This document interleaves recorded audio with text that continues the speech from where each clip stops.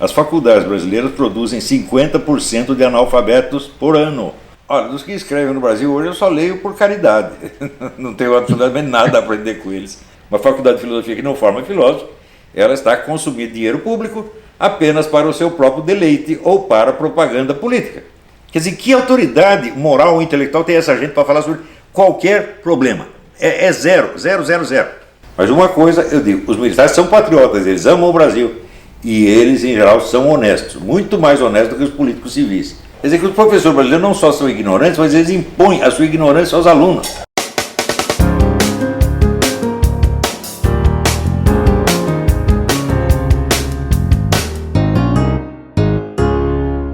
Professor Olavo de Carvalho, muito obrigada por nos aceitar essa conversa comigo aí na sua casa. Valeu. Eu quero agradecer também a Roxane, a Leila, ao Josias e ao Duda, meu filho, que também todo mundo estamos fazendo um mutirão aqui para isso dar certo. Professor, filósofo, escritor Olavo de Carvalho. Hoje é o nome mais falado no Brasil. Demorou, né? Demorou 27 livros. Eles falam quando querem, eu não estou pedindo nada para ninguém. Não, mas depois que surgiu o senhor Jair Bolsonaro, só se fala no Olavo de Carvalho. Mas o Olavo de Carvalho está dando cursos há muitos anos, né? Desde 2009, parece. Tem hoje o quê? Mais de 5 mil alunos? Este curso, que é o curso online de filosofia, eu comecei em 2009. Dei muitos cursos antes, mas cursos assim, isolados, durante um tempo, né? No Paraná eu dei durante quase 8 anos, acredito eu. Mas este curso começou em 2009. É o curso no qual eu estou fechando tudo que eu ensinei durante a vida, estou ensinando ali de novo. Na verdade, as pessoas se preocupam muito, entre as acusações que lhe fazem, dizer que o senhor não tem uma formação intelectual formal. Não é? E pelo que eu li, também parou de estudar na escola aos 14, 15 anos e passou a ler o mundo, leu tudo, né, eu acho. Olha, formação intelectual tenho eu, esses camaradas não têm nenhuma. A formação intelectual que se pode obter numa faculdade de filosofia no Brasil é nula. As faculdades brasileiras produzem 50% de analfabetos por ano, analfabetos funcionais.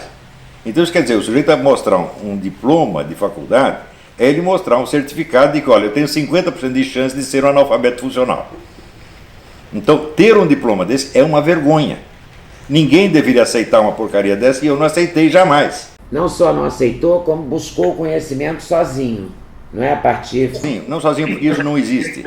O autodidata é uma expressão praticamente autocontraditória, né? Ninguém aprende sozinho. Eu sempre procurei pessoas qualificadas para me orientar, para me ajudar. Tive contato com uma pleiade de gênios no mundo e sempre me ajudaram, né? Por assim dizer, eu formei um corpo docente para mim mesmo. E deu muita sorte também, porque conviveu com pessoas com jornalistas de muita expressão, com intelectuais muito cultos, não é, de verdade. No tempo em que isso existia, quer dizer, eu tive a sorte de mudar para o Rio de Janeiro em tempo de conviver com os grandes intelectuais brasileiros de uma geração que estava acabando. Tipo o José Montelo, o Herberto Salles, o Paulo Francis, o Roberto Campos, né, o Antônio Olinto. Quer dizer, eram um escritor de um nível que hoje seria impensável. E eles já estavam todos, o mais novinho ali tinha 80 anos. E eu tinha uns 50, né? Então eram todos 30 anos mais velhos do que eu. E à medida que eles foram morrendo, eu pensava, o que vai ser da próxima geração? Quando morrer esses camaradas aí, vai sumir tudo, como de fato sumiu, né? Hoje não tem ninguém que se compare com eles, né? O Carlos Heitor Coni acho que está vivo ainda. Não, morreu. Morreu já, né? Até esse morreu também. Eu dei sorte, entrevistei José Montelo algumas vezes, entrevistei alguns deles, ainda muito jovem, né? Mas é uma coisa rica se comparada com o de hoje, né? Quem faz a sua cabeça hoje? Tem alguém no Brasil que você lê? Alguém que você se interessa pela obra? Não. No Brasil? No Brasil e no mundo. No mundo tem, com certeza, mas no Brasil não. Olha, dos que escrevem no Brasil hoje eu só leio por caridade. Não tenho absolutamente nada a aprender com eles, né? Como, por exemplo, esse esse Christian Donkey, eu chamo Christian Donkey, é o sujeito que ele soma o número de palavras, né, do que eu escrevi e passa a analisar sem ter lido. É um negócio maravilhoso. Só no Brasil pode acontecer isso. Ele pega o livro, quantas palavras tem, né? Eu me lembro de um motorista de táxi que tinha em Poá, né, que ele sempre perguntava, ele não sabia ler, ele perguntava quantas páginas tem o livro que o professor está fazendo. Ele sabia o número de páginas e ficava contentíssimo. E esse Christian Donkey é a mesma coisa. E isso escreve para a Folha de São Paulo, veja você. E escreveu que o professor Olavo já escreveu o correspondente a 4 bíblias. Li hoje isso na Folha. Eu creio que é mais, porque você veja, só o curso online de filosofia, ele contou errado. Só o curso online de filosofia são 450 aulas. Cada aula transcrita dá aproximadamente de 20 a 30 páginas. De maneira que só ali nós temos 9.000 páginas. 9.000 páginas são 9 bíblias. Então ele não sabe contar, simplesmente ele não sabe nem mesmo contar o número de palavras. Mas vamos ao que interessa, né? Qual é a contribuição do filósofo Olavo de Carvalho para a filosofia? Veja, bom, na filosofia na escala mais universal, eu tenho algumas descobertas originais. Por exemplo, a questão dos 4 discursos de Aristóteles é uma coisa que já foi comparada. O filósofo português Mendo Castro Henriques, ele comparou aquilo à obra de Jean Baptiste Vico. Mas, o professor Antoine Danchamp, que era do Instituto Pasteur de Paris, ele disse que essa descoberta lógica ia ajudá-lo muito nas suas pesquisas sobre a lógica da ciência, e assim por diante, né? Então isso é uma contribuição universalmente válida. Veja, é importante saber, quando eu publiquei esse livro, em 1995, salvo engano, fazia 30 anos que não saía um único livro sobre Aristóteles no Brasil. Daí o pessoal da USP, para não ficar atrás, eles desenterraram, tiraram da gaveta uma tese do Oswaldo Porchat Pereira de 30 anos antes e publicaram, para dizer, nós também falamos sobre Aristóteles. É uma vergonha total. Né? Eu posso dizer que não conheço na Universidade Brasileira praticamente ninguém habilitado a discutir esses assuntos, tirando um ou dois, né? Também octogenário ou nonagenário que ainda resta. Né? Eu tive a ocasião de apresentar este trabalho para o professor Miguel Reale, que imediatamente me convidou a ser sócio do Instituto Brasileiro de Filosofia, falar no Congresso Brasileiro de Filosofia. Então, como o Miguel Reale ainda valia a pena discutir esse assunto, o resto não vale, não. Você vai dizer que Renato Janine Ribeiro é filósofo? Está brincando comigo? Né? Filósofo é uma coisa, bacharel em filosofia é outra, completamente diferente. Né? Então, esse pessoal, eles têm assim, a burocracia da filosofia. Filosofia mesmo não tem nenhuma. Você vê, lê o livro do Paulo Arantes, que se chama Um Departamento Francês do Ultramar. Ele confessa que em 70 anos de atividade a USP não formou um único filósofo. Então, para que existe? Então, esta entidade, evidentemente, é um estelionato. Uma faculdade de filosofia que não forma filósofo, ela está consumindo dinheiro público apenas para o seu próprio deleite ou para propaganda política. Então, evidentemente, aquilo é uma entidade estelionatária, fraudulenta. Já devia ter sido fechada há muito tempo. Você veja, o maior filósofo brasileiro, que foi Mário Ferreira dos Santos, a USP nunca tomou conhecimento de que esse homem existia. Esse é um dos grandes filósofos da humanidade, talvez o maior filósofo do século XX. Eles não descobriram até hoje. É um negócio incrível. Eles não se interessam pela filosofia brasileira. Quem se interessar? Bom, o meu professor, para não dizer que eu não cursei nenhum curso de filosofia, cursei sim. Cursei o curso dirigido pelo padre Stanislau, lá dos Anjos, na PUC do Rio. E quando chegou no fim do 3º ano, o padre morreu. E daí eu cheguei lá, tinha um monte de cara de teologia da libertação, né, falando assim, o Evangelho segundo Nietzsche. Eu falei, vou embora. Né? E o padre morreu, aliás, em circunstâncias extraordinárias. Ele era estoniano de origem, e quando os russos finalmente se retiraram da Estônia, ele ficou tão contente que ele teve um infarto e morreu. Nossa, morreu de alegria. Morreu de alegria. E a partir daí eu abandonei o curso, não quis mais, porque eu achava o único cara com quem eu queria estudar, fazendo todo o panorama universitário brasileiro, era o padre lá dos Anjos. O resto eu não quero, não. E é curioso que eles dizem, não, ele não tem formação universitária, tem melhor que eles, melhor que a deles. Né? Eu estudei o curso, quem valia estudar, eles não. Você vai aprender filosofia com o Renato Janine Ribeiro, tá brincando comigo, pô? Com a Marilena Chauí? Não dá, meu Deus do céu. Assim, é um pessoal intelectualmente muito inferior. E a inveja que eles têm é um negócio horrível. Porque ele diz, puxa, eu me esforcei tanto para tirar esse diploma, daí vem esse cara sem nada, e ele faz esse sucesso, todo mundo lê o que ele escreve. Os meus livros não vendem 2 exemplares, que coisa mais... Quer dizer, se roem de inveja, ficam roendo o pé da mesa. São os coitados, um bando de infelizes, tá, né? Fracassados, né? É uma coisa horrorosa. E você vende bem, porque você já vendeu mais de 200 mil de vários livros. Não, o mínimo vendeu 500 mil. 500 mil, isso não, é assim, quase Paulo Coelho, ou mais que Paulo Coelho. Não é? É incrível, é um sucesso extraordinário para o Brasil, né? O Mário Ferreira dos Santos, em vida, também vendia muito livro. Os livros dele eram um sucesso. Quando ele morreu, parou de vender. E os sucessores decidiram enterrá-lo e nunca mais falar dele. Isso é um grande gênio da filosofia. Quer dizer, a orientação filosófica dele é totalmente diferente da minha, mas eu vejo a grandeza do que ele fez. A USP até hoje não descobriu que existia o Mário Ferreira dos Santos. É um negócio incrível. Agora, o padre lá dos Anjos, ele quando chegou no Brasil, a primeira coisa que ele fez foi averiguar tudo o que havia de filosofia no Brasil.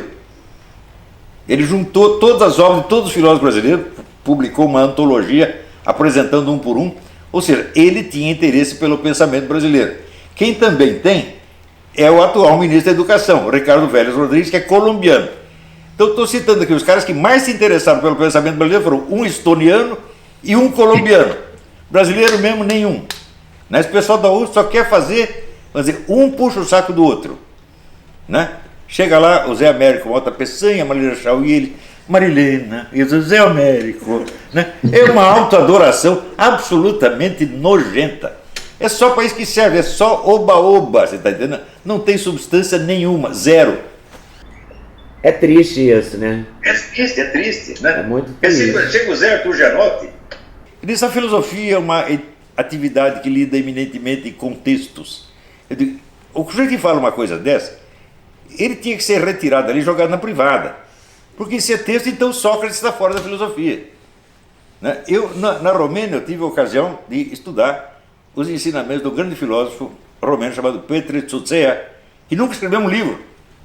Tudo que se sabe dele foram os alunos que anotaram. Digo, então isso está fora da filosofia? Né? Quer dizer, outra coisa, você confundir filosofia com análise de textos, está confundindo filosofia com filologia. Que é exatamente o que fazem na USP, eles só fazem filologia, analisam texto e mais texto e mais texto. Eles nunca pegam um problema filosófico substantivo, só textos. Então é por isso que nunca viram filósofo, né? Eles ficam com essa masturbação textual pelo resto da vida. E agora estão encantados com a descoberta de Olavo de Carvalho, porque a partir do Bolsonaro, eles consideram que você fez a cabeça do Bolsonaro e que você indicou 2 ministros. Essa indicação de 2 ministros foi assim decisiva para o Olavo de Carvalho estar em todos os jornais e merecer capa da Veja, perfil. Eu vi a entrevista que você publica no YouTube, né, a íntegra da entrevista, e li a Veja. E pela primeira, eu falei, vou comprar a Veja, porque é uma Veja histórica com o Olavo na capa. Olha, eu publiquei a gravação integral da entrevista com a Veja para o pessoal ver o contraste entre o que eu falei e o que eles escreveram. Né? Para você ver a escala de interesse desses camaradas, né? Olha, eu estou há vários anos dando esse curso, já tive 20 mil alunos, arrebentei completamente a hegemonia intelectual esquerdista, abri espaço para novas ideias, começou a aparecer novos autores, novas ideias, etc. Tudo isso aconteceu diante dos olhos cegos dessa mídia porca. Né? De repente eu indico 2 ministros e viro o que é assunto nacional. Ora, indicar 2 ministros, qualquer senadorzinho do interior do Mato Grosso indica, meu Deus do céu. Agora, para eles, isso é tudo, porque eles só pensam em poder e cargos. Isto para eles é a vida. O mundo eleitoral e a nomeação é o mundo deles, é o mundo da burocracia, é a nomenclatura. Ou seja, são pessoas intelectualmente inferiores que estão fora da vida intelectual. Para eles existe só a vida política imediata, a política tomada no seu sentido mais pequeno e material. Quem foi eleito, quem vai ser o ministro, quem vai ser o chefe de gabinete. Isto é o mundo dessa gente, porque é isso que eles querem. Você vê, o Rui Fausto, que é professor emérito da USP, ele é o mentor do Haddad, que nós particularmente chamamos de cagado. Né? Ele é o mentor do Haddad. Então, E ele foi o orientador da tese do Haddad. Daqui a pouco eu falo da tese. Então, evidentemente, ele seria o mentor do presidente, porque ele já está orientando esse presidente há 20 anos. De repente, é eleito o Bolsonaro, ele acha que eu tomei o lugar dele e que eu sou o mentor do Bolsonaro. Eu conversei com o Bolsonaro 3 vezes na vida. Tudo que aconteceu foi o seguinte: o Bolsonaro leu um livro meu, leu e gostou do livro. Isto basta para fazer de mim um mentor do Bolsonaro só no mundo da carochinha. Isso é Alice no País das Maravilhas. Isso é uma coisa do infantilismo absolutamente doentio. Ora, a minha obra transcende infinitamente a orientação de um político. Não é isso? Então, esses camaradas são assim, eles não examinam nem mesmo o meu currículo. Você vai ver as pessoas que leram a minha obra e a elogiaram. Você tem lá gente como o próprio Miguel Reale, como o professor Wolfgang Schmidt, um dos grandes físicos da humanidade, o professor Antônio Danchamp, gente desta altura, que nunca leria um texto de Rui Fausto ou de Renato Janine Ribeiro, nem presta atenção nisso. Então, eu tenho algum prestígio intelectual, esses caras não têm nenhum. O prestígio deles é no mundinho deles. Um professor da USP puxa o saco do outro professor da USP e diz: nós somos os intelectuais. E nós, intelectuais, desprezamos o Olavo de Carvalho. E quem não despreza vocês? Quem presta atenção no que vocês dizem? Só a Folha de São Paulo, que é o house organ da USP. Então, é aquele mundinho fechado, pequeno, que um fica lambendo o outro. Asino, asinus fricat. O asno alisa o asno. Né? Isso é o que acontece na USP há 50 anos. É um mundinho fechado de interpuxação de saco, interbadalação, e eles chamam isso de vida intelectual e querem ser os donos do pedaço. E vocês são ridículos. O povo todo, os leitores já perceberam que vocês não são de nada, vocês são burros, incapazes, ineptos. E está prestando atenção no que eu digo. Daí vem este jumento desse donkey, conta as palavras e começa a interpretar, sem ter lido. É uma coisa do outro mundo. Isso nunca aconteceu na história do mundo. Olha aqui, esse homem escreveu tantas palavras. Olha, o que é isto, meu Deus do céu? E ainda conta errado. Eles, 4 Bíblias? Só, veja, eu escrevi 18 livros, mas tem aproximadamente mais 1000 artigos de mídia que nunca foram reunidos em livro, e tem 16 cursos avulsos transcritos. 16 cursos avulsos dá 5 aulas cada um dá 100 partes, quer dizer, aí você já tem mais 1.600 partes.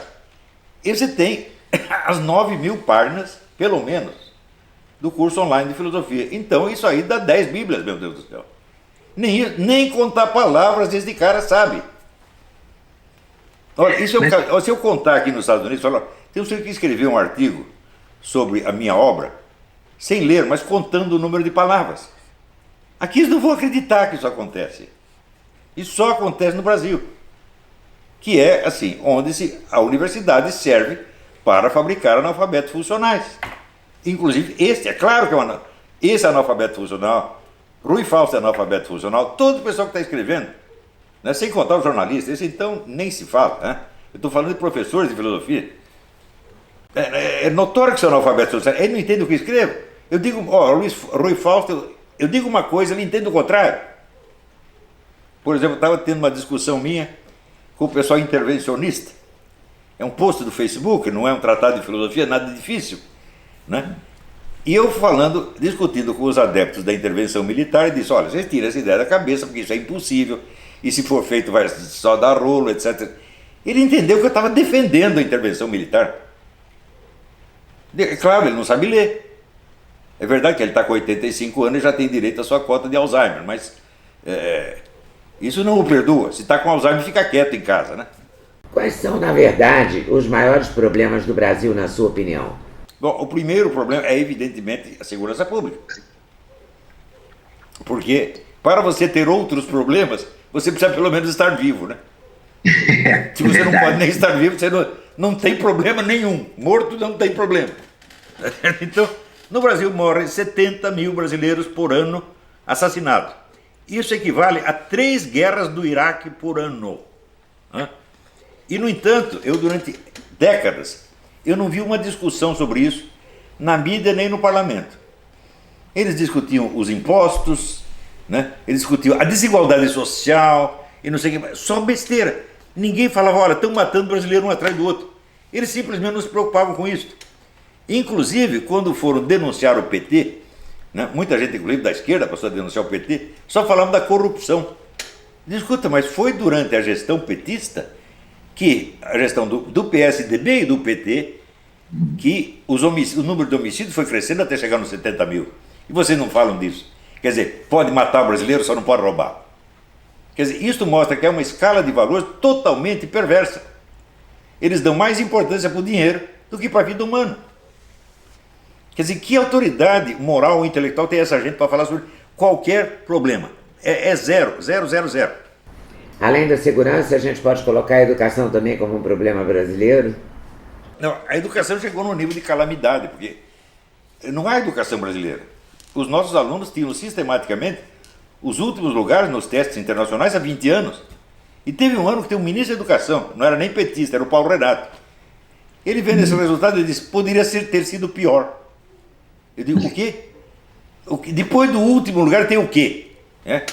Tem o nada, é a Geena, não tem nem o inferno é alguma coisa, né? Só tem o nada. Então, como é que o cara fala um negócio desse? Nós estamos num país, no ministro da Educação fala uma coisa dessa, ou então é que nem o Haddad que fala cabeçalho em vez de cabeçalho, ou como o Emir Sader que escreve Getúlio com LH. É esta gente que está dando palpite a respeito da minha obra. Eles não têm autoridade nenhuma, zero, são príncipes da inépcia. Eu não quis estudar na faculdade por causa disso. Veja, quando eu tinha os 18, 19 anos, eu falei, bom, eu vou frequentar umas aulas como ouvinte, para ver para onde eu vou. Fui na PUC, fui na USP, etc. Falei, não, aqui eu não venho. Se é para ouvir esses caras falando besteira, né? Falar de coisas que eu já estudei mais do que eles, eu não quero. Eu vou seguir outro caminho. E nesse outro caminho, ainda nem era de esquerda a universidade como é hoje, né? Não, ela sempre foi de esquerda. Sempre foi. Mas veja, mas tão intensamente. O problema não é o esquerdismo. Eu vou explicar para você. Essa pergunta precisa ser uma resposta mais completa. Tá. Você vê, Aristóteles descobriu, e até hoje não foi desmentido, que o conhecimento humano só avança por confrontação de hipóteses opostas. Ele chamava isso de dialética. Dialética tem dois discursos ao mesmo tempo. Claro. Então, se não há confronto, simplesmente a coisa não anda. Não apenas não anda socialmente, quer dizer, a ciência não progride, mas a mente individual também não funciona. Se ela não tem a dose suficiente de contraste, ela não funciona. Ora, quando você pega um discurso ideológico pronto, espalha para tudo quanto é lado e suprime a oposição, o que acontece? Todo mundo emburrece. E foi isso que aconteceu na Universidade Brasileira. Você veja, eu mesmo coloquei em circulação centenas e centenas de autores fundamentais que estavam banidos da universidade. Ninguém tinha ouvido falar. Era um negócio absolutamente impressionante, né? Chegava alunos, meu, sempre na universidade, e eu dizia, você leu tal coisa? Não, ouviu falar? Não. Eles nunca tinham lido nada, não sabiam coisa nenhuma. Eles só liam assim, Antônio Gramsci, Michel Foucault, Jacques Derrida, aquela mesma receita igualzinha desde os anos 60, um negócio horroroso. Então, se eu falasse de qualquer filósofo novo, perguntava, você já leu John Dewey? Não. Você já leu Jean-Luc Marion? Não. Você já leu esse? Já leu aquele? Não. Eles não sabem nada do que está acontecendo na filosofia no mundo. Então, se fecharam num circuito autorrepetitivo, tá certo? Imensamente vaidoso, imensamente emborrecedor. E destruíram a alta cultura do Brasil. E, portanto, destruíram a educação. Isto é um crime inominável. O crime que essa gente fez contra a educação brasileira é ser tão grande que não há palavrões na língua portuguesa suficientes para qualificar essas pessoas. Então, por exemplo, no ano de 2000, 140 professores da USP, da PUC, etc., publicaram um treco chamado Dicionário Crítico do Pensamento da Direita. 140 autores. Quando você ia ver, todos os autores direitistas principais não estavam lá. Todos. Você procurava, sei lá, o Russell Kirk não estava. Você procurava o Roger Scruton, Não estava. Você procurava o Malcolm McGregor, não estava. Não tinha nenhum. Então, quem estava, assim, então? E quem não, estava? Eles botavam ali meia dúzia de nazistas, né? E, para não dizer que não tinha mais ninguém da direita, bom, eles botaram lá o Ortega y Gasset, 2 ou 3. E isso para eles era o pensamento da direita. Então o que eles estavam fazendo? Estavam escondendo o pensamento da direita, escondendo em primeiro lugar deles mesmos, que eles não conheciam, e escondendo dos alunos em segundo lugar. Então é claro que aquele livro era uma fraude, era um estelionato. Os autores deveriam ir para a cadeia por enganar os seus alunos desta maneira. O cara que se apresenta como autor de um dicionário de um assunto está se apresentando como um especialista na matéria e quer ser respeitado e ouvido como tal. Só que é o seguinte, ali era um dicionário de ignorância total, feito por ignorantes para fazer ignorantes. Então, isso é um crime contra a educação brasileira. E essas pessoas nunca pagaram por esse crime. Aliás, não estão acostumados a pagar por nada. Eles têm até o direito de roubar ilimitadamente e ninguém pode nem falar mal. Não é isso? Então todo mundo está chorando porque o Lulinha está na cadeia. Coitado, ele só roubou 1 bilhão. Coitadinho, como é que fazem isso com ele? Quer dizer, essa coitadice, essa autovitimização é uma vaidade insana dessa gente. Só que é o seguinte, o povo já percebeu. O povo brasileiro não leva mais a sério a grande mídia, as autoridades universitárias. Já passamos em cima de tudo isso. Eles já morreram e não sabem. Esse Dom Quixote já está morto e enterrado. Mas isso é muito sério, né? Porque isso que também atrapalha muito, né? Porque a discussão é muito importante, o outro lado das questões. Você vê, a gente viveu agora no período pós-eleição, entre o primeiro e o segundo turno, uma acusação de que 57 milhões de pessoas, a gente viu no final quando 57 milhões votaram no Bolsonaro, que são 57 milhões de fascistas. Né? Essas avaliações, elas são muito complicadas também, né? Eu tenho uma resposta padrão que eu não posso transmitir aqui em público. Fascista é o da mãe. Então, é assim, esse pessoal, entre outros inúmeros assuntos que eles ignoram no total, é o fascismo.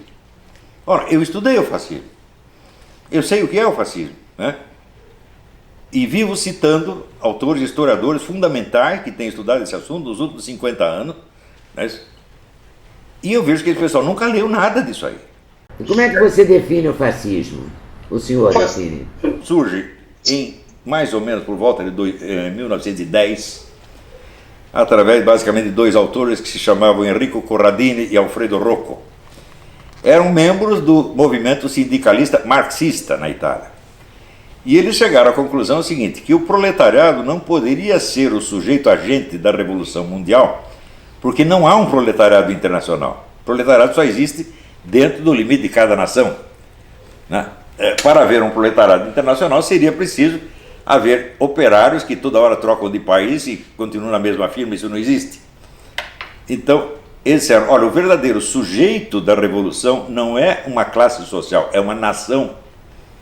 Então não se trata da luta de proletários contra burgueses, mas de nações proletárias contra nações burguesas. Então você vê que o fascismo era nitidamente uma parte do movimento socialista, da Revolução Socialista. E essa ideia pegou. Pegou tanto que sabe quem copiou essa noção mais tarde? O próprio Stalin. Stalin, quando inventou o movimento terceiro-mundista, o que é? São as nações proletárias contra as nações burguesas. Ele copiou o modelo fascista. No Brasil, quando tinha o antigo Partido Comunista do Luiz Carlos Prestes, ele dizia, nós temos que unir a burguesia nacional e o proletariado contra o quê? O imperialismo. O que era? A nação proletária contra a nação burguesa. Era a doutrina fascista. Então, os caras são fascistas, eles não sabem. Eles não têm a menor ideia, tá entendendo? Porque nunca estudaram nada. São chutadores. Veja, o que eles sabem do fascismo foi o que eles leram no Trotsky. O Trotsky nunca entendeu sequer o que era o comunismo. Se ele entendesse, ele não teria morrido com a picaretada na cabeça. Quem entendia o que era o comunismo é Stalin. Stalin sim, Stalin era um gênio, gênio da estratégia. Trotsky era só um vaidoso, um falador, um falastrão. E o Stalin se livrou do Trotsky, e o Trotsky, com o negócio de Revolução Mundial, ele só ia ferrar com o pouco de comunismo que eles tinham conseguido. Então, esse pessoal todo da esquerda brasileira adotou a estratégia fascista faz muito tempo e eles não sabem que é fascista. Mais ainda, o tipo de economia que junta assim, o Estado onipotente, junta com meia dúzia de grandes grupos econômicos que são seus parceiros, isso é fascismo. Isso é o único regime político que existe no mundo. Qual é o regime americano? Esse, fascismo. Qual é o regime brasileiro? Esse, fascismo. Qual é o regime chinês? Fascismo. Então nós estamos sob o domínio econômico, político do regime fascista e não sabemos. Porque não sabemos o que é fascismo. E qual é a sua expectativa, as suas expectativas em relação ao governo do Jair Bolsonaro? Eu espero, olha, eu não sou de fazer grandes expectativas com ninguém. Se ele conseguir resolver o problema de segurança pública e salvar a vida de 70 mil brasileiros por ano, ele já fez muito. Vamos supor que ele não faça nada de bom na área econômica, nem na educação, nem na saúde pública, mas se ele conseguir isto, ele já terá sido o melhor dos nossos presidentes, porque salvou a vida de milhares de brasileiros. Se ele fizer isso para mim, tá bom. Ele está certo, mas o que mais você gostaria que ele fizesse? Digamos que ele consiga fazer a questão da segurança pública e mais uma ou duas. Quais seriam as outras duas? Bom, resolver o problema da educação, eu acho que leva 30 ou 40 anos, se conseguir. Então não espero isso de um governo. Tá certo? Mas na economia dá para fazer alguma coisa. Mas eu não conheço em profundidade as ideias do Paulo Guedes. Eu conversei uma vez com o Paulo Guedes, vai fazer 20 anos, fiquei impressionado com os conhecimentos dele, me pareceu uma pessoa muitíssimo culta, pelo menos na área econômica, mas eu não sei exatamente qual é a proposta dele, eu não posso dar palpite.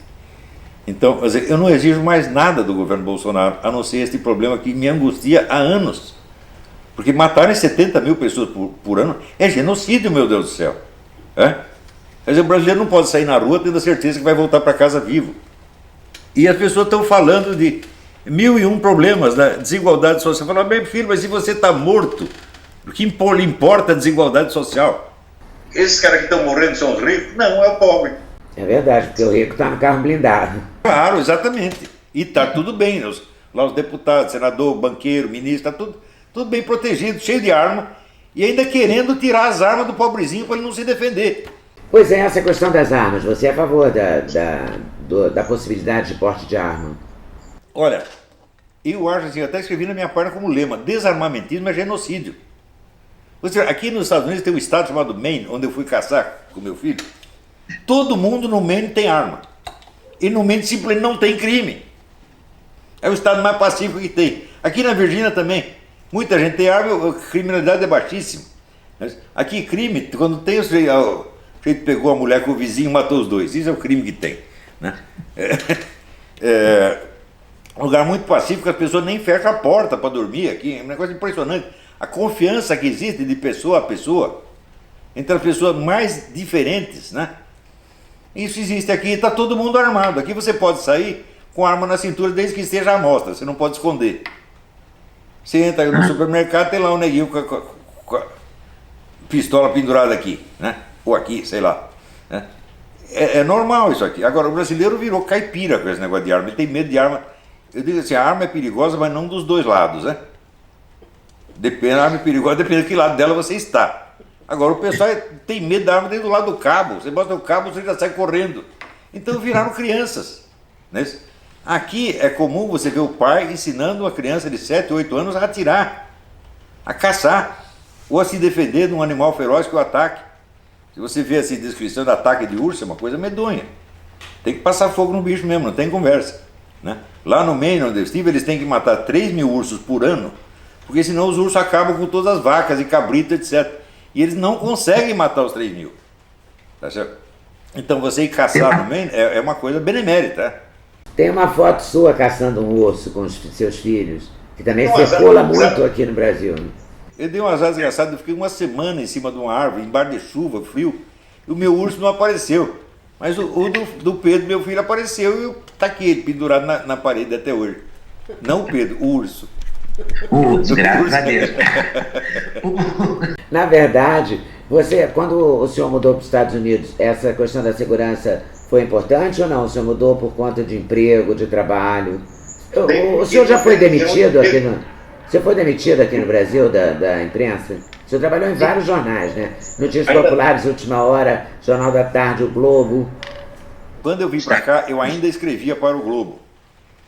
Mas eu vim porque me ofereceram um emprego de correspondente do Diário do Comércio, que era o jornal da Associação Comercial. Né? E eu tinha rezado pedindo a Deus, Deus me tira daqui porque senão eu vou parar no Pinel. Né? Porque está tudo louco em volta, eu também vou ficar louco. Então, mas na mesma semana apareceu a oferta de emprego e eu vim para cá. Mas eu ainda escrevia para o Globo. Eu fui demitido do Globo uns 3 meses depois de ter chegado aqui. Né? Mas daí foi o último emprego que tinha, só sobrou o Diário do Comércio. Eu vi uma entrevista sua em que você diz que trabalhou por muito tempo de freelancer com mais sucesso do que trabalhando nas empresas. Isso, mas isso foi bem antes, né? Eu tinha o quê? Uns 28 anos, uma coisa assim. É mais fácil ser freelancer jovem, né? Naquela época ninguém era freelancer, o pessoal tinha mania do garantia trabalhista. Todo mundo queria garantia trabalhista e achava que ser freelancer era a pior coisa do mundo. Mas eu, como freelancer, eu ganhava 4 vezes o que os meus colegas ganhavam. Era tão esquisito ser freelancer que o jornal do sindicato jornalista veio me entrevistar a respeito. Era uma realidade. Daí eu falei, não, vocês estão muito enganados, esse negócio de freelancer é muito bom. Hoje em dia está cheio de freelancer, né? É verdade. O senhor já foi ameaçado? Ameaçado de morte, ameaçado de alguma violência? Por escrever? N vezes. Inclusive, uma vez a mídia independente, essa aqui é do Jorge Soros, publicou até um anúncio assim: dia tal, às tantas horas, o Olavo de Carvalho vai estar em tal lugar dando aula, vamos lá matá-lo. Assim. Daí eu não sabia de nada, cheguei lá, vi o prédio cercado pela polícia. Falei, o que houve aqui? Não houve ameaça de morte, querem matar um cara. Disse, quem? Um tal de Olavo de Carvalho. E você levou bem, assim, ficou tranquilo com isso? Não te apavorou? Eu não ligo para morrer, a única coisa que eu tenho medo é de não morrer nunca. Isso seria horrível. Ah, meu Deus. E você acredita, você é um católico, o senhor é católico. Eu toda hora estou me confundindo aqui, desculpa, tá? Eu vou falando você e eu tinha que falar senhor, mas me confundo. A questão religiosa no Brasil nesse momento tem vários acontecimentos muito preocupantes. Um foi a chacina na igreja de Campinas, que o rapaz matou várias pessoas. Temos a situação do João de Deus, acusado de estupro e de violência contra várias mulheres, de crimes sexuais. E temos a questão do deboche do que foi vítima a pastora Damares, nomeada pelo Bolsonaro. A gente entende isso como uma intolerância religiosa ou entende como fatos isolados? Não, eu acho que no Brasil existe um problema de intolerância religiosa gravíssimo. Não só entre as religiões, mas também dos ateus contra os religiosos. Você veja, esse pessoal evangélico, ele sofre discriminação todo dia. Inclusive da parte católica, isso que é uma vergonha. Não é isso? Então, você veja, discordância, eu tenho enorme discordância, eu já escrevi muita coisa contra a doutrina protestante, essa coisa toda. Mas eu não posso fazer chacota com o sujeito por ser evangélico, né? Porque afinal de contas, ele tem no meu entender, ele tem uma visão errada do evangelho, mas ele tem amor a Jesus, ele tenta viver de acordo com aquilo que ele entende que Jesus ensinou, tá certo? Ele ama o mesmo Deus que nós amamos. Eles são, como a igreja tem o termo certo, são nossos irmãos separados, né? Irmãos separados, você espera que não esteja separado para sempre, um dia vamos estar juntos, né? É como dizia o Jorge Bernanos, um dia, meus irmãos, nós vamos estar todos juntos diante do trono de Deus, né? Então, é nisso que nós temos que pensar, nós vamos estar lá todos juntos, né? E lá as nossas pequenas divergências não têm importância, vai ter importância coisa muito mais essencial. Então, eu vejo assim, fazer chacota com o evangélico e também com o católico virou uma coisa normal, até na nossa mídia. Nossa mídia, universidade. A universidade, o sujeito não pode dizer que ele é religioso, que todo mundo cospe nele, é uma coisa horrível, né? Agora eles falam, discriminação anti-gay, não existe. Eu nunca vi ninguém ser discriminado por ser gay, nunca na minha vida. É claro que eu vivi no ambiente jornalístico, não conheço todos os ambientes, mas no ambiente jornalístico eu não vi ninguém jamais ser discriminado por ser gay. Isso nunca aconteceu. Mas os gays reclamam muito de discriminação. Hoje em dia também os trans... Eles vivem disso. Eles têm que se fazer de vítima para pegar dinheiro das ONGs internacionais, para ter uma legislação que o privilegia e assim por diante. Mas veja, o pessoal fala, não, aqui você tem muitos assassinatos de gays. Quantos? 200 por ano. Num país que tem 70 mil homicídios por ano, você pertencer a uma comunidade que tem apenas 200 vítimas, você está num dos grupos mais seguros e mais protegidos do país.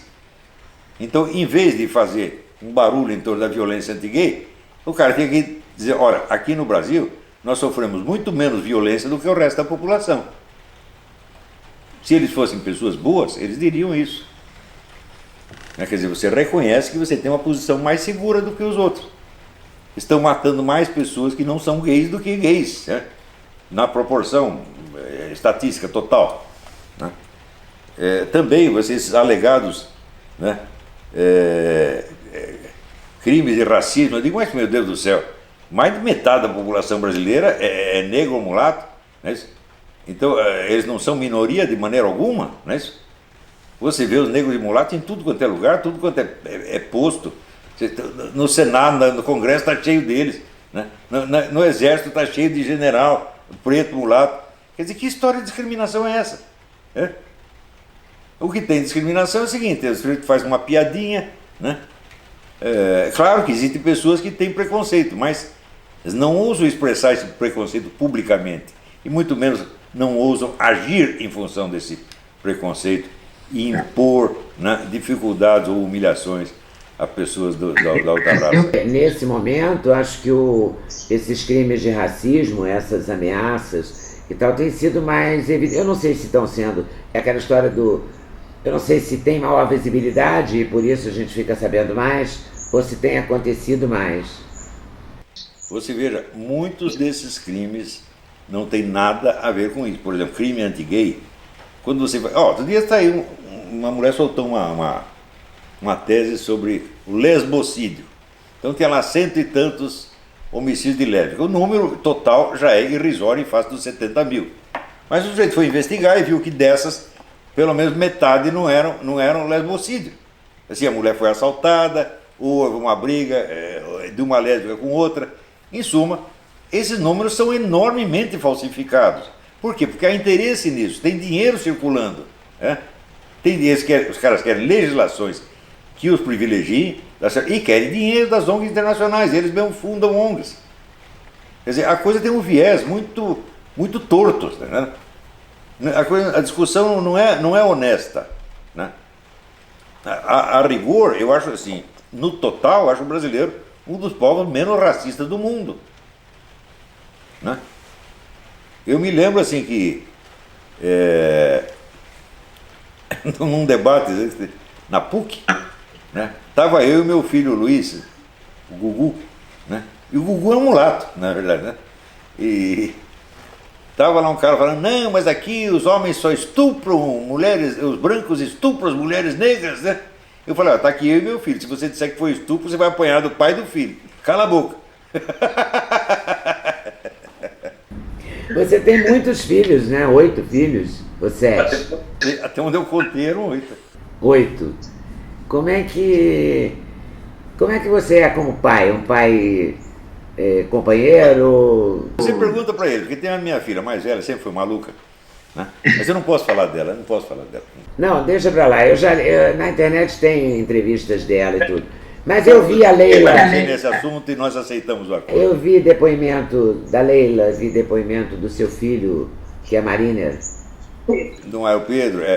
Pergunta para os meus filhos, eles dizem. Sempre como um pai que dialoga, que conversa e tal. Isso é um grande caminho, porque a gente tem uma questão também no Brasil muito forte das drogas, né?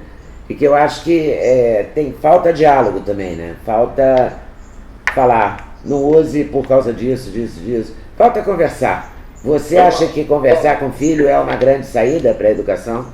A educação doméstica da casa, da família? Eu transmito a todos os pais que eu conheço. Se você quer ser obedecido, dê poucas ordens.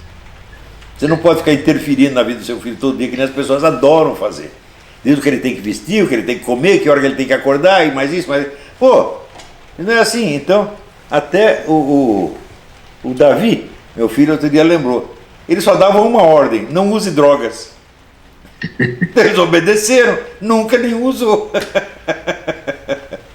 Resolveu a questão, né? Reduzir as ordens. É uma ideia mesmo. Fala-se aqui no Brasil que um dos únicos... Quer dizer, tem 3 coisas que eu achei divertidíssimo que você falou. Primeiro, que você era irresistível, eu adorei. Achei a frase hilária. Bom, pois eu falei isso de gozação, evidentemente. Claro, mas... A repórter da mesa, mas o senhor seduziu não sei o quê, papapá, todo mundo está seduzido. Eu falei, eu sou mesmo irresistível. Quer dizer, foi uma gozação. É claro que eu sou resistível como qualquer um, né? Mas eu falei, daí os caras pegam a frase, põem sem o diálogo todo e dá a impressão que eu estou falando seriamente que eu sou irresistível. Dava para ver. Depois que o senhor é o segundo governo. Eu não falei isso? Não, essa mídia brasileira hoje eles não têm ideia do que eles estão fazendo. Eu citei uma frase do Alexander Solzhenitsyn. Ele disse, um grande escritor é como se fosse um segundo governo. Eles pegam e dizem, Olavo de Carvalho diz que ele é o segundo governo. Fala, assim não dá para conversar, pô. E é verdade que o senhor foi indicado, ou gostaria de ser indicado para ser embaixador do Brasil nos Estados Unidos? Não, foi o contrário. O Jair Bolsonaro, em discursos, ele disse publicamente que ia me convidar para ser ministro da Educação e depois disse ministro da Cultura.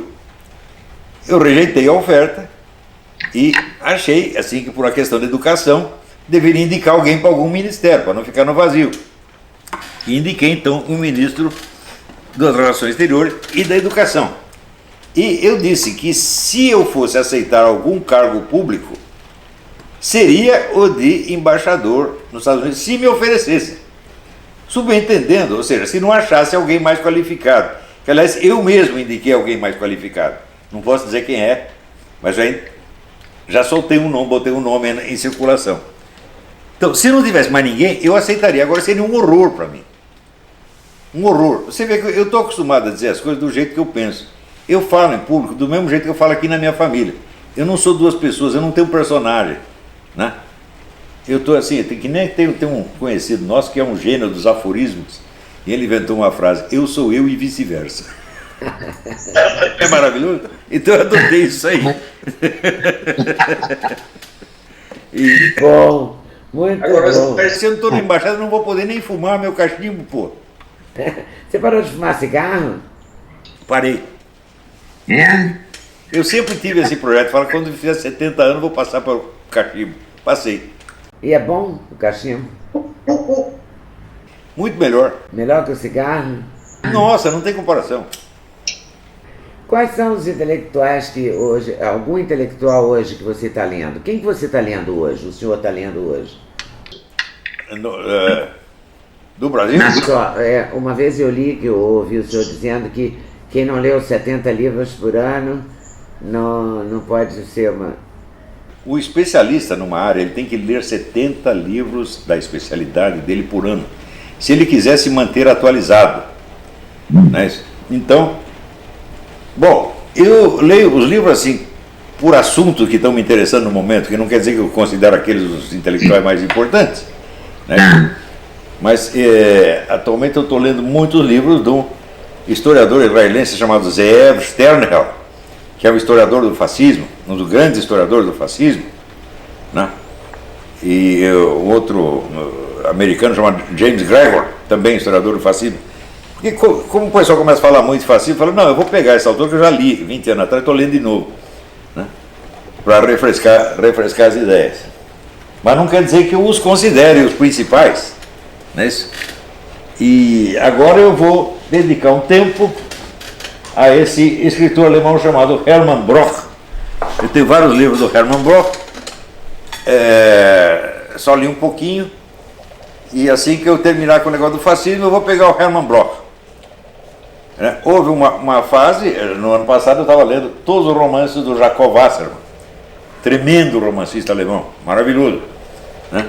Escreveu O Processo Mauritius e outro, que aliás está traduzido no Brasil. Fiquei um ano lendo tudo que tinha do Jacob Wassermann, né? Em suma, eu fico lendo coisas que no Brasil nem existem, a pessoa nem sabe. Eu estou falando, eu pus centenas de livros em circulação no Brasil, que são livros essenciais das suas disciplinas, e que na Universidade Brasileira ninguém conhecia, nem falava. Quer dizer que os professores brasileiros não só são ignorantes, mas eles impõem a sua ignorância aos alunos. Tem uma crise agora de nas livrarias brasileiras, né?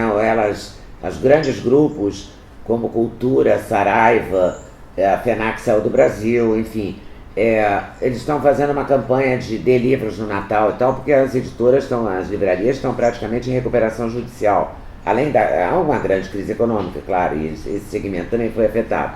Mas nesse momento a gente corre o risco de ter cada vez menos livrarias e livros circulando.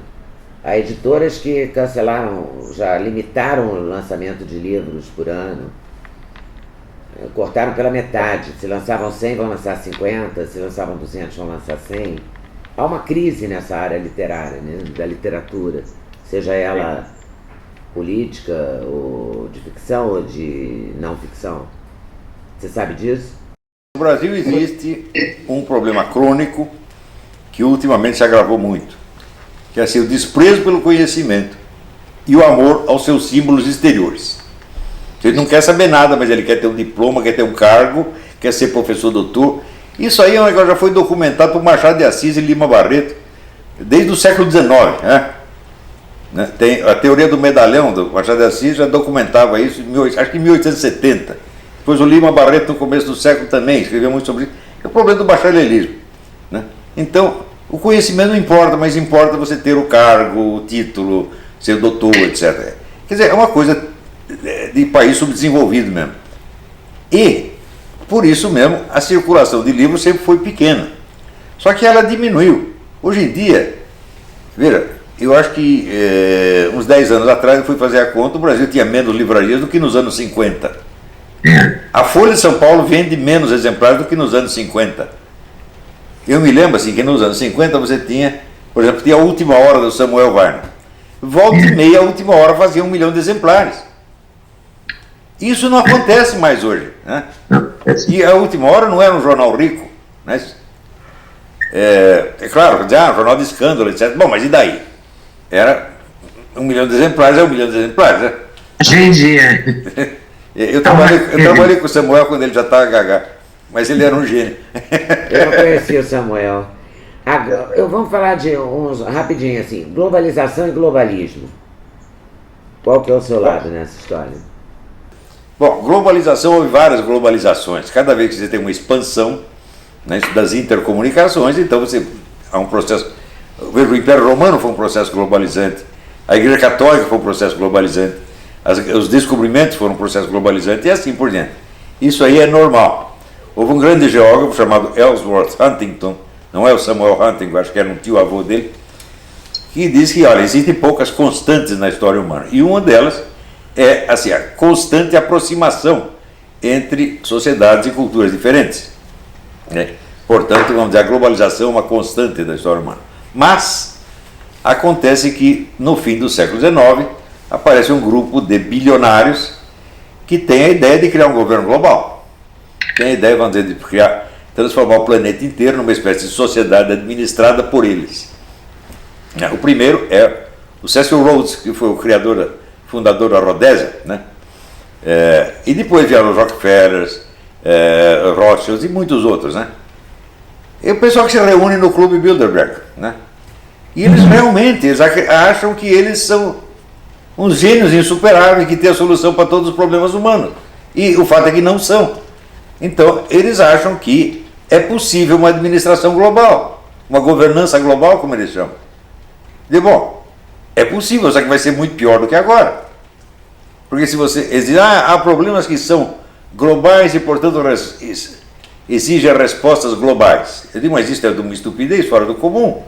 Por exemplo, se o sujeito vier assaltar a minha casa, né, eu devo esperar que os assaltos sejam eliminados na cidade inteira para depois cuidar do assalto da minha casa?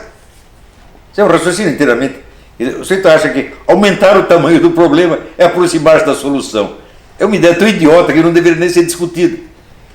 Se tem problemas locais, eles têm que ser resolvidos localmente. Os problemas globais têm que ser resolvidos localmente, porque globalmente você não vai conseguir. Né? Então, mas eles têm essa pretensão e têm dinheiro.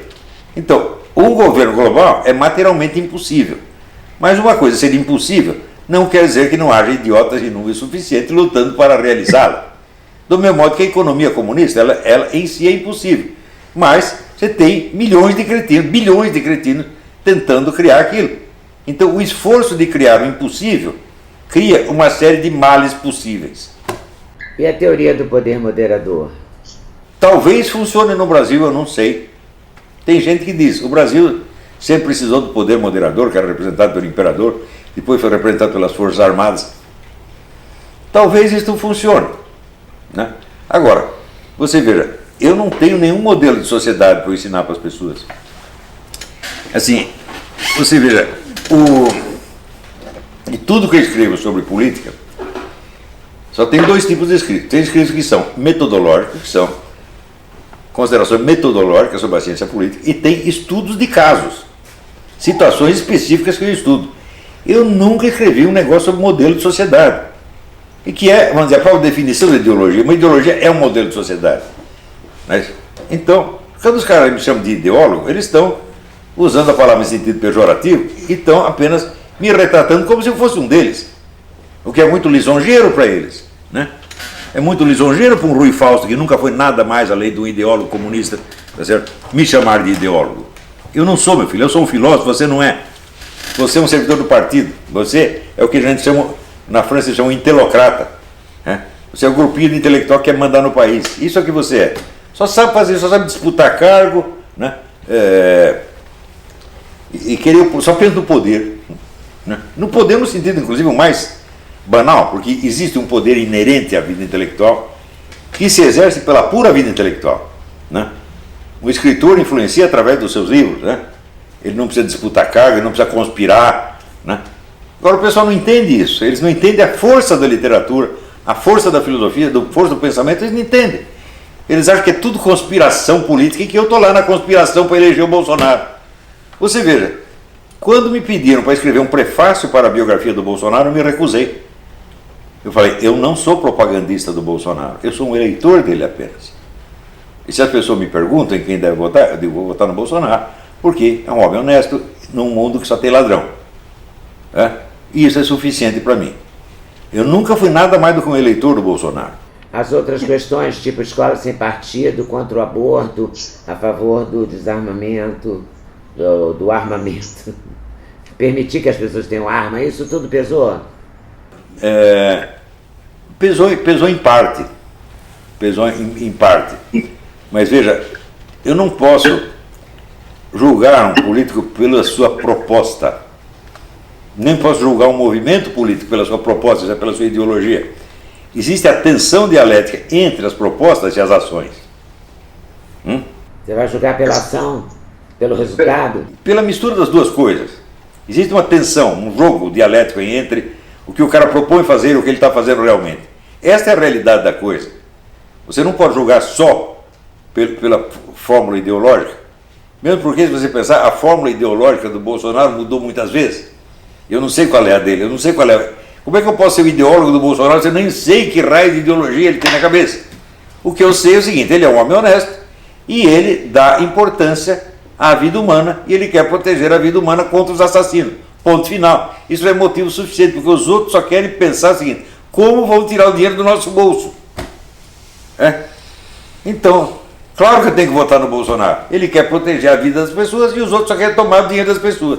Os comentaristas políticos da televisão, sobretudo, estão muito incomodados por o fato do governo Bolsonaro ter muitos militares nos ministérios. Isso te incomoda? Você acha que esse é um caminho? Uma questão de estatística. Você tem menos ladrões entre os militares do que entre os políticos civis. Eu também, se estivesse lá, eu quero fazer um gabinete que não tem ladrão, eu falo, bom, eu vou ter que acabar botando os militares lá. Olha, eu conheci bem os militares brasileiros nos anos 90, perdi o contato com eles faz tempo. Mas ali tinha muito cara burro? Tinha. Mas ladrão não tinha nenhum. Cara desonesto não tinha nenhum. Tinha sujeito ingênuo, que achava que entendia as coisas, mas não estava entendendo. Isso eu disse para eles muitas vezes, quer dizer, eu não sou de puxar saco militar. Sempre tentei, eu penso assim, se eu sou amigo de uma pessoa, o primeiro dever que eu tenho para com ela é dizer a verdade para ela. A verdade tal como eu sei, ninguém é unissapiente. Então eu tenho que dizer as coisas até o ponto em que eu sei. Então eu não tenho que ficar alisando, tem que dizer a verdade. E eu sempre disse a verdade para os militares, mesmo quando era a verdade incômoda. Mas uma coisa eu digo, os militares são patriotas, eles amam o Brasil. E eles, em geral, são honestos, muito mais honestos do que os políticos civis. Então, se você quer gente honesta, você vai ter que catar alguns militares, pelo menos. Né? Porque você não pode confiar nem em padre, pastor protestante, né? Médium. Não. Prefiro os milicos, pô. Chega lá o médium, ele tá lá estuprando a mulherada toda, pô, o cara é doido. Né? Você pega o padre, daí veio o Marcial Maciel, come todos os seminaristas. Pá! O que é isso? Agora, você não vai falar, não tem o coronel comendo os recrutas. Bom, vamos falar da questão cultural, porque os artistas também estão muito indignados, acham que vai acabar a cultura. Você gosta de teatro, você acredita... Cultura. Você gosta de cultura? Né? Que cultura? É em cultura isso? Cultura é os macaquinhos, um enfiando o dedo no cu do outro. Isso é cultura. É gozação, pô. Né? Olha, por exemplo, eu estudei teatro com o Eugênio Kuznat. Né? Eu nunca quis ser ator, mas eu tinha curiosidade pelo lado psicológico, eu tinha lido o livro do Stanislavski. Então, o Stanislavski era sobretudo um grande psicólogo. E eu, por causa do interesse em psicologia, fui lá estudar isso com o Eugênio Kuznat. Né? Que até um dia ele disse, olha, você é o pior ator que já passou por aqui. Eu falei, mas eu não quero ser ator, eu estou aqui só por curiosidade psicológica. Aí ele falou, ainda bem.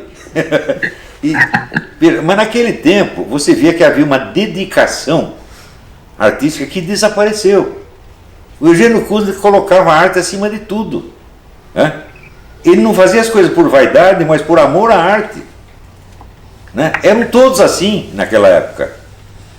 Depois acabou, virou só vaidade e propaganda política e comissão de verba. E acabou, a alta cultura acabou no Brasil. Onde que você veria hoje? Veja, eu estava ali estudando com o Eugênio Kuznat na época em que eles estavam encenando no Teatro Oficina Os Pequenos Burgueses, a peça do Máximo Gorki, que foi talvez a melhor encenação de qualquer peça que já teve no Brasil. Era um negócio que você estava assistindo ali, parecia que você estava vendo aquela família russa, né? Com os dramas, era um negócio impressionante. Nunca mais fizeram um treco desse no teatro brasileiro. Agora é tudo artificial, tudo posado, é tudo gente de papelão, gente de isopor. A dramaturgia tem uma função, mas ela não está sendo exercida. O que aconteceu no teatro brasileiro? Veja, o teatro brasileiro morreu com Jorge Andrade e Ariano Suassuna, depois não teve mais nada, absolutamente nada. Você não pensa que eu não procuro? Eu procuro joias no Brasil como quem procura obras de arte no Brasil como quem procura joias no lixo, você está entendendo? De vez em quando eu acho uma, né? Eu achei esse menino, esse Rodrigo Garcia Duarte, que escreveu Os Invernos na Ilha, e falou, ô porra, tem um cara que sabe escrever. É uma maravilha você encontrar isso, né? Encontrei ele com os contos do Yuri Vieira, mas assim, é tudo você catando, que nem galinha ciscando, tá entendendo? Tá difícil de achar. E antigamente não, era uma coisa atrás da outra, era uma criatividade imensa. Agora, acontece que esses senhores doutores, como Rui Fausto, Arthur Gianotti, etc., dominaram a universidade e querem que a universidade monopolize a criação intelectual. Então, burocratiza toda a vida intelectual e mata, estrangula. Você vê, esse é um problema que aconteceu em todo mundo, e em todo mundo esse é um problema que é estudado. Existe um livro muito importante de um sociólogo americano chamado Randall Collins. O livro chama-se The Credential Society, a Sociedade das Credenciais, em que hoje em dia não importa o que você está fazendo, importa a credencial, importa o papel que ele mostra. Isso acaba com a vida cultural. E evidentemente os interessados nisso são sempre os mais medíocres, os mais incapazes de criatividade. Você imagina, por exemplo, se um escritor de verdade, como Josué Montello ou Jorge Amado, ia querer essa burocratização. O Jorge Amado, nem no tempo que ele era ultracomunista, ele era mais comunista que Stalin, nem nesse tempo ele ia querer a burocratização da vida intelectual, porque ele sabia que isso ia matar tudo. Ele sabia da importância da liberdade, do confronto, eles sabiam disso. Para criar. Até os comunistas sabiam disso, hoje em dia ninguém sabe, o cara diz, eu sou liberal, mas ele não sabe disso. Ele diz que é liberal, mas ele não quer o confronto de ideias, ele não pode ter o contraditório. Quando aparece o contraditório, eles reagem como estão reagindo à minha presença. é só fofocagem. Fofocagem, história de família, ou então é contar o número de palavras e sair falando sobre isso. Meu Deus, é uma coisa, uma jumentice indescritível. Isso nunca aconteceu na história do mundo. Eu conto aqui para os americanos o que está acontecendo no Brasil, eles não acreditam, eles acham que eu estou inventando, pô. Eu falo o negócio da mandioca para eles e não acreditavam, pô. Imagina se falar do ar, né? Pois é, a história do ar, ou a cabeça redonda para as ideias circular. O que é isso? Você assiste filmes? O Josias fez um filme, O Jardim das Aflições, né? Baseado no Jardim das Aflições, que foi boicotado a beça, se bem que eu vi o Josias no programa do Danilo, vi ele dando algumas entrevistas.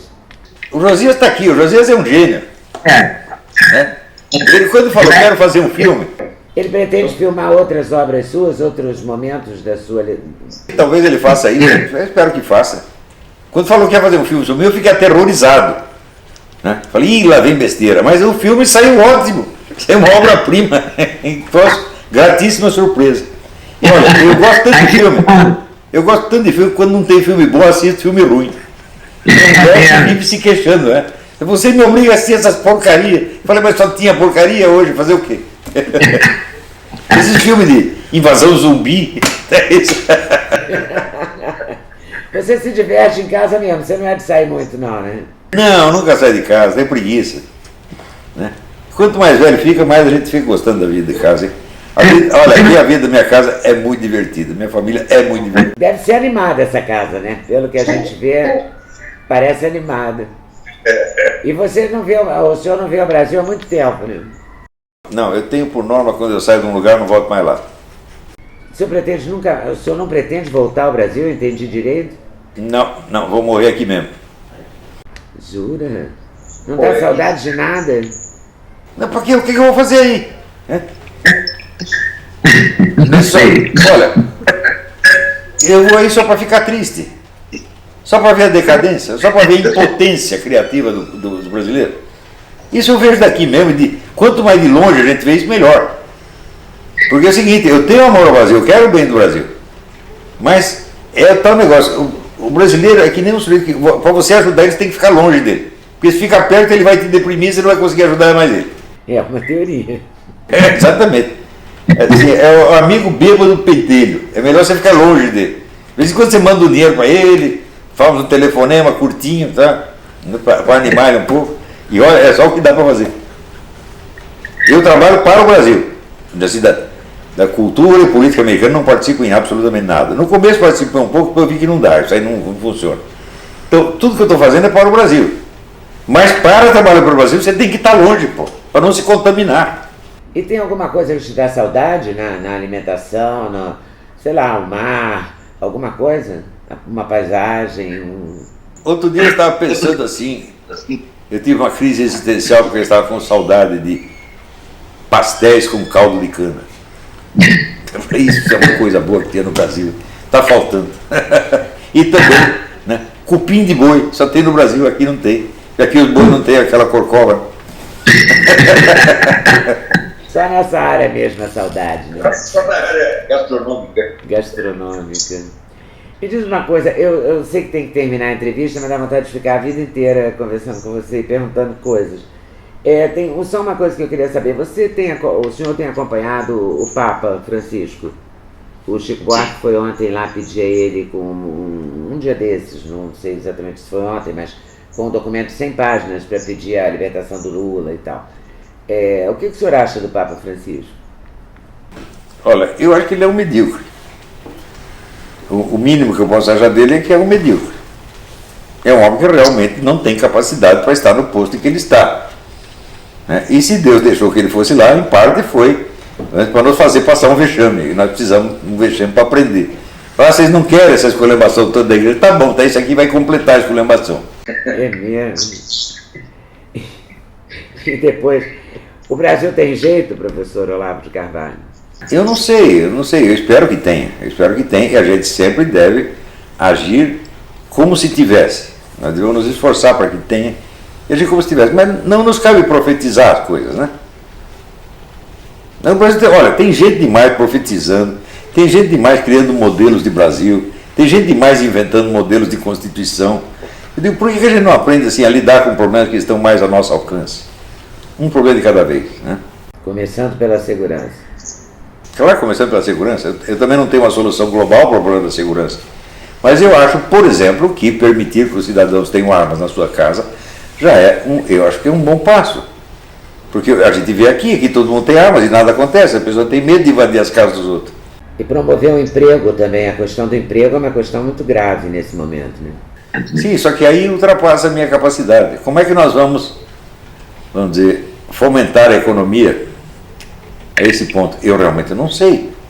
Os empresários, alguns empresários que eu entrevistei recentemente, como o Luciano Hang, estão planejando da Avan, lá em Santa Catarina, eles estão planejando, o Flávio Rocha, parece que é aqui no Rio, na Riachuelo, que é Rio, Ceará, São Paulo, Ceará, estão planejando gerar empregos, investir na economia, fazer uma parceria, sem ser uma parceria formal, mas apostar no Bolsonaro e gerar mais emprego, o que seria uma coisa positiva. Né?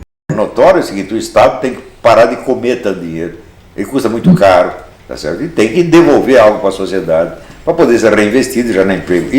Isso aí é o óbvio, isso aí não é uma fórmula minha, isso aí, no fundo, todo mundo sabe disso. Né? Até o Lula sabia disso.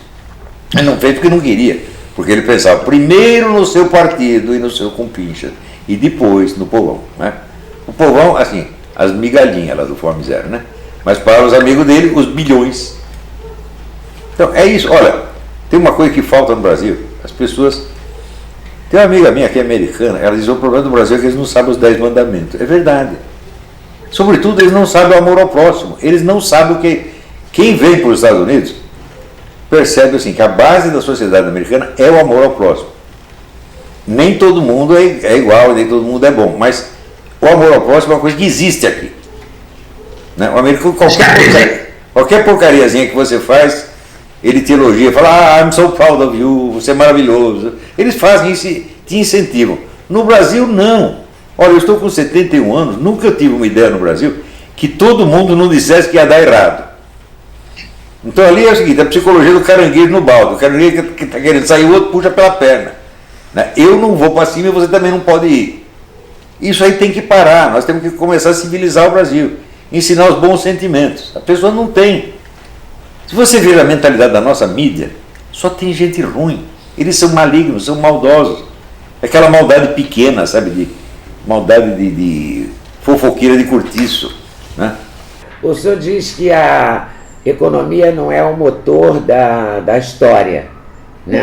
O que é o motor da história? Qual é o motor da história? O motor da história são as pessoas que têm as ideias e fazem as coisas. Né? Então, é evidente que as grandes ideias, sobretudo as grandes personalidades, movem o mundo. Elas vão primeiro. Olha, a economia não pode mover a sociedade, pelo seguinte, a economia é a coisa mais volátil que existe. O estado econômico de uma nação pode mudar em 24 horas ou em 10 minutos. Você vê assim, o Jorge Soros dá uma entrevista, ele acaba com a economia de um país do dia para a noite. Então a economia é muito volátil, ela não é um negócio estrutural, profundo, está entendendo? Mas tem coisas que são estruturais e profundas. Né? Por exemplo, a religião. Não é isso? A religião dura séculos, milênios. Não é isso? Se você vê o que está acontecendo no Islã, por exemplo, né? Eles estão com a mesma religião do tempo lá do Maomé, a mesmíssima, e continuam agindo na mesma direção. Não é isso? Do mesmo modo, a Igreja Católica, ela decaiu muito e se estragou muito, mas no fundo ainda é a mesma. Não é isso? Então, esses são os fatores permanentes. Né? Aqueles, dizia Jacob Burckhardt, o grande historiador suíço, né? O Estado, a religião e a cultura. Esses são os fatores mais profundos. Né? A cultura é decisiva também, né? Absolutamente decisiva, porque aquilo que você não consegue pensar, você também não consegue fazer. Então tem que pensar primeiro. Né? Você tem medo, professor Olavo, de alguma coisa? Medo da morte, medo de ficar sem dinheiro, medo de não ser feliz, medo? Olha, minha mulher falou assim, eu tenho medo de morrer. Eu falei, eu tenho medo de não morrer. Ficar eternamente neste planeta seria um horror. Medo da morte eu não tenho nenhum. Eu tenho muita esperança de encontrar Nosso Senhor Jesus Cristo. Muita. Então medo da morte é nenhum. Quer me matar, pode vir matar agora mesmo. Não estou nem ligando, não estou nem aí. Né? Agora, você ficar embaçando aí, você chegar aos 120 anos, gagar, fazendo pipi nas calças, aí é horrível. Mas se chegar aos 100 anos dono do seu corpo e da sua mente, seria bacana, né? Minha mãe morreu com 99 anos porque ela caiu no banheiro. Porque ela estava lúcida, perfeita. Ela duraria até os 103, 104. Né? A irmã dela morreu com 102. Você é de uma família longeva, né? O pessoal dura muito. Né? Você pretende durar muito? Você cuida da sua saúde? Você leva muito a sério isso, não? Alimentação? Eu cuido um pouquinho, porque cuidar muito da saúde é doença. Né? A gente só pensa em saúde porque está doente. Né? Cuida um pouquinho. Mas você é feliz? Você, Roxana, Leila, Davi, todo mundo feliz. Olha, tudo que acontece, tem coisa assim que entristece a gente, mas a tristeza não é infelicidade. A tristeza faz parte da felicidade também. Tristeza dá e passa, né? É uma espécie de tempero, a parte amarga da coisa também existe, né?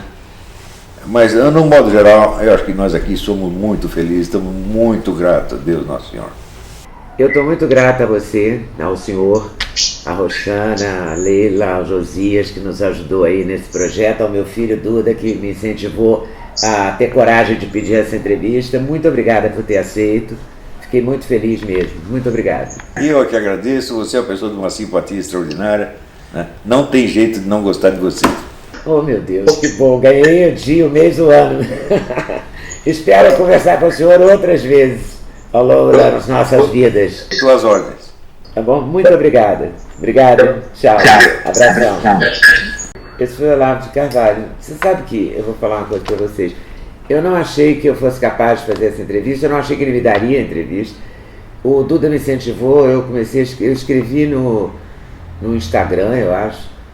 É no Instagram dele, né? Não me lembro agora se foi no Instagram, se foi no YouTube, mas foi no Instagram. E um rapaz entrou em contato comigo, me passou o telefone da Roxana, a mulher dele, que eu agradeço publicamente, porque ela foi incrível, né? Intermediou isso. O Duda topou vir aqui para casa me ajudar com o Skype, porque eu não sou boa nisso. O Josias, por coincidência, o Josias, diretor do filme Jardim das Aflições, sobre a vida e a obra do Olavo, estava lá na Virgínia e ajudou a gente também por lá. Então, muito obrigado a todos. Super valeu. Eu adorei ter feito a entrevista. E você vai lá, se inscreve no nosso canal, prestigia, espalha para os amigos, dá o like. Isso é muito importante para o canal existir, sabe? E para eu conseguir cada vez mais conversar com o maior número de pessoas e dividir, compartilhar, que é a palavra da moda, essas entrevistas e essas histórias com vocês. Valeu? Então, até a próxima. Até o próximo vídeo. Obrigado.